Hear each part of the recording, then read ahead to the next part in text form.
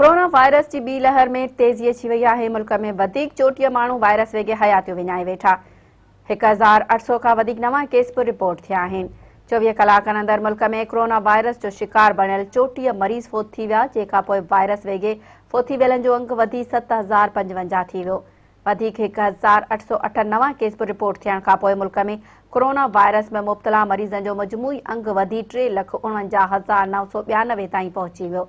Corona में मुब्तला मरीज़नि मां हिन वक़्त ताईं 3,20,849 मरीज़ वायरस सां जंग विड़ी सेहतियाब थी चुका आहिनि।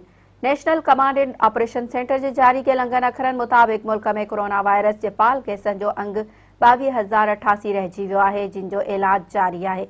वायरस खां बचण लाइ शहरनि खे वधि खां वधि एहतियात करणु, मेड़ वारनि हंधनि ते वञण खां पासो करणु ऐं वधि खां वधि मास्क पाइण जी हिदायत कई वई आहे।